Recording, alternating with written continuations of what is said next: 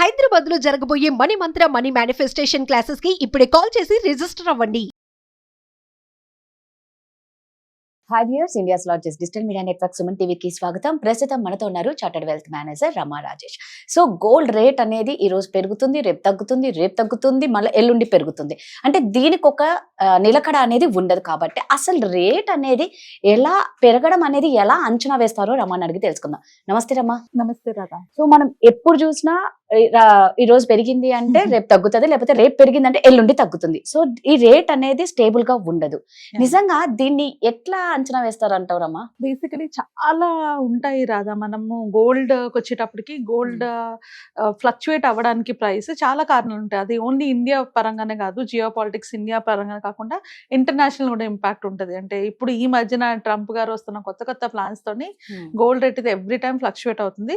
కానీ నువ్వు అన్నట్టు ఏదైనా ఒక్కటి పట్టుకొని గోల్డ్ రేట్ పెరుగుతుందా లేదా అని తెలుసుకోవచ్చా అంటే ఎస్, దెర్ ఇస్ అ వే. మనం దాన్ని బట్టి కూడా క్యాల్కులేట్ చేసుకోవచ్చు. So most important, gold price ని ఇంపాక్ట్ చేసేది ఇంటర్నేషనల్ ట్రేడ్స్ అన్నమాట. ఇంటర్నేషనల్ ట్రేడ్ లో మనకి ఎక్కువగా అయ్యేది డాలర్.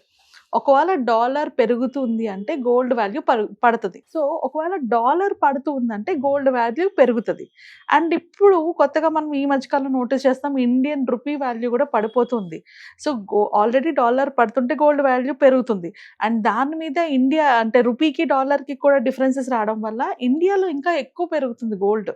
ఈ మధ్యకాలంలో చూసుకుంటే ఇంటర్నేషనల్లో గోల్డ్ పెరగడం కన్నా ఇండియాలో ఎక్కువ పెరుగుతుంది. దానికి మెయిన్ రీజన్ ఏంటంటే రూపీ వాల్యూ కూడా పడ్డాం. సో ఎవరైనా గోల్డ్ వాల్యూ ఎలా ఉంది, పెరుగుతుందా లేదా అని చూసుకోవాలనుకుంటే ముందు డాలర్ వాల్యూ ఎలా ఉంది అని చూసుకుంటే, డాలర్ పడుతుంది అంటే గోల్డ్ పెరిగే అవకాశం ఉంటుంది. అండ్ అలాగే ఇండియన్ రూపీకి డాలర్ కి మధ్యన డిఫరెన్స్ ఎంత ఉంది, అది కూడా పెరుగుతుంది అంటే ఖచ్చితంగా మనకి గోల్డ్ వాల్యూ పెరిగే ఛాన్సెస్ ఉంటాయి. సో ఇప్పుడు మార్కెట్ ప్రకారంగా చూసుకుంటే, అంటే నిన్నటికి వాటికి చూసుకుంటే, నిన్నటి మీద 22 క్యారెట్ గోల్డ్ లో ఇప్పుడు 250 రూపీస్ తగ్గింది 10 grams కి. అండ్ 1,22,750 ఉంది. అదే 24 క్యారెట్ కి అయితే 270 రూపీస్ తగ్గింది 10 grams కి. ఇప్పుడు 1,33,600 అయితే ఉంది గోల్డ్ ప్రైస్. సిమిలర్లీ సిల్వర్ కూడా నిన్నటితో పోల్చుకుంటే ఇవాళ కేజీకి 5,000 తగ్గింది అనమాట. సో ఈ రోజు ప్రైస్ వచ్చేటప్పటికి 2,10,000 అయింది సిల్వర్. సో ఓవరాల్ గా చూసుకుంటే ఇవాళ గోల్డ్ ప్రైస్ అయితే కొంచెం తగ్గింది, ఈవెన్ సిల్వర్ కూడా కొంచెం తగ్గింది. బట్ ఇలానే ఉంటుందా అంటే మనం చెప్పలేము. మోస్ట్లీ ఇంపాక్ట్ అయ్యేది మనకి ఇంటర్నేషనల్ మార్కెట్స్ యొక్క డెసిషన్స్. ఇప్పుడు కొత్తగా మెక్సికో కూడా ఇండియా మీద టారిఫ్ వేసింది 50%. దాని ఇంపాక్ట్ కంపల్సరీగా మన రూపీ మీద కనిపించవచ్చు. ఒకవేళ అలా కనిపించింది అంటే రూపీ ఇంకా క్షీణం అయిపోతుంది, అంటే ఇంకా వీక్ అయిపోతుంది. రూపీ వీక్ అయింది అంటే మళ్ళీ గోల్డ్ అండ్ సిల్వర్ పెరిగే ఛాన్సెస్ ఉంటాయి. సో బేసికలీ ఇన్వెస్టర్స్ ఇంత హై వాలటైల్ గా గోల్డ్ సిల్వర్ ఫ్లక్చుయేట్ అవుతున్నప్పుడు కొనుక్కోకుండా ఉంటేనే బెటర్. ఎందుకంటే ఒక రోజు పడుతుంది, ఇంకో రోజు పెరుగుతుంది. సో అలా కాకుండా వీటితో సంబంధం లేకుండా ఇన్వెస్ట్ చేసుకోవాలంటే నేను ఎప్పుడు చెప్పినట్లు ఎస్ఐపి పద్ధతి is the best way. SIP రూపంలోనే మనం గోల్డ్ లో కానీ సిల్వర్ కానీ ఇన్వెస్ట్ చేసుకోవచ్చు. ఒకవేళ ఎవరైనా ఫిజికల్ గా గోల్డ్ కొనాలి అనుకుంటే, మీరు అబ్జర్వ్ చేస్తే ఇండియన్ మార్కెట్ లో కూడా ముంబై ప్రైస్ వేరే ఉంటది, హైదరాబాద్ ప్రైస్ వేరే ఉంటది, చెన్నై ప్రైస్ వేరే ఉంటది. సో అవి కంపేర్ చేసుకోండి. అంటే కొన్నిసార్లు మనకన్నా చెన్నై ప్రైస్ తక్కువ ఉండొచ్చు. సో కంపేర్ చేసుకొని ఎవరైతే అంటే ఏ షోరూమ్స్ వాళ్ళైతే చెన్నై ప్రైస్ లో ఇస్తున్నారో, ఆర్ కొందరు హైదరాబాద్ లోకల్ ప్రైస్ ఇస్తారు, కొందరు చెన్నై ప్రైస్ ఇస్తారు, దాన్ని బట్టి చూసుకొని కూడా ప్లాన్ చేసుకోవచ్చు.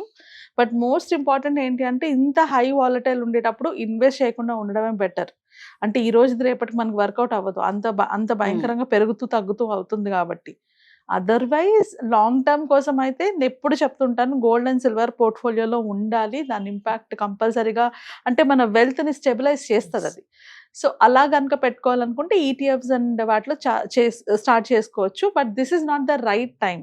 ఎందుకంటే ఇప్పుడు పీక్స్ లో ఉంది గోల్డ్. అది ఖచ్చితంగా ఇంకొక కపుల్ ఆఫ్ ఇయర్స్ పాటు, అంటే ఇది స్టెబిలైజ్ అయ్యాక, గవర్నమెంట్ స్టెబిలైజ్ అయ్యాక యుఎస్ లోని, అండ్ ట్రంప్ తీసుకున్న డెసిషన్స్ అవన్నీ స్టెబిలైజ్ అయ్యాక మనకి స్టాగ్నెన్సీ కనబడుతుంది. అంటే కంటిన్యూస్ గా గ్రో అవ్వదు, అలానే ఉండిపోతుంది, పెరగదు తగ్గదు.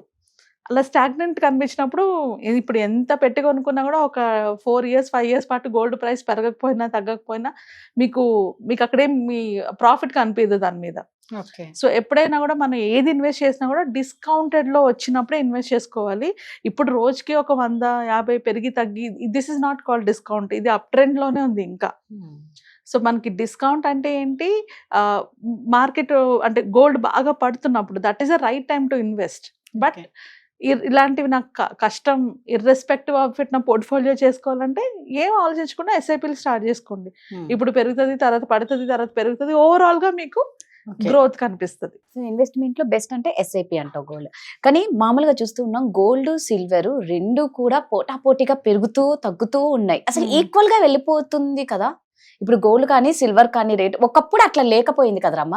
ఇప్పుడు గోల్డ్ రేట్ పెరిగింది అంటే గోల్డ్ రేట్ వరకే ఉంది, కానీ సిల్వర్ ఈక్వల్ ఎప్పటికీ గోల్డ్ కి అవ్వకపోయేది. అంటే ఇది ఎందుకు ఇప్పుడు సిల్వర్ కూడా అంతే గోల్డ్ తో సమానంగా పెరుగుతూ తగ్గుతుంది? సిల్వర్ యూసేజ్ పెరిగింది. గోల్డ్ తో అయితే ఎప్పుడు మన ఇంటర్నేషనల్ మార్కెట్ అంతా గోల్డ్ మీద డిపెండ్ అయి ఉంటది కాబట్టి గోల్డ్ వాల్యూ ఇది వరకు సపరేట్ గా పెరిగేది. కానీ ఇప్పుడు చూసుకుంటే సిల్వర్ యూసేజ్ పెరిగింది. అన్నిట్లో సెమీ కండక్టర్స్ లో కానీ ప్రతి దాంట్లో కూడా మనం సిల్వర్ ని ఎక్కువ యూజ్ చేస్తున్నాం. సో అలా యూజ్ చేయడం వల్ల మీకు సిల్వర్ ప్రైసెస్ పెరుగుతున్నాయి. ఈ యూసేజ్ ఇంకో అంటే 2030 వరకు కూడా ఉంటది. ఎందుకంటే ఇప్పుడు మొత్తం అందరూ కూడా సోలార్ పవర్స్ లో కానీ వీటిలోకి ఎలక్ట్రానిక్స్ అని వీటిలోకి వస్తున్నారు. సో ఇలాంటి ఎలక్ట్రానిక్ అంటే ఇప్పుడు మీరు చూసుకుంటే కార్స్ లో కానీ వీటిలో కానీ ఎలక్ట్రానిక్ కార్ చేయాలంటే దానికి వాడే బ్యాటరీలో కూడా వీ నీడ్ సిల్వర్. సో అంటే మ్యానుఫ్యాక్చరింగ్ కి సెమీ కండక్టర్ కి సిల్వర్ కంపల్సరీ అవసరం ఉంటది. సో అందుకు సిల్వర్ ప్రైస్ కూడా పెరుగుతుంది. ఇంకా ఫ్యూచర్ అందరూ కూడా పొల్యూషన్ తగ్గించుకోవడానికి అన్ని ఇటే వెళ్తున్నారు కదా, మోస్ట్లీ ఎలక్ట్రికల్ సైడ్ వెళ్తున్నారు. సో ఆ పాయింట్ లోని సిల్వర్ రేట్ కూడా పెరుగుతూ ఉన్నది. But at the same time అంటే షార్టర్ టర్మ్ ఫ్లక్చుయేషన్స్ అయితే మనకి ట్రేడ్స్ మీద వాటి మీద డిపెండ్ అయి ఉంటాయి, కానీ in the long run silver అయితే గ్రో అయ్యే ఛాన్సెస్ ఉన్నాయి.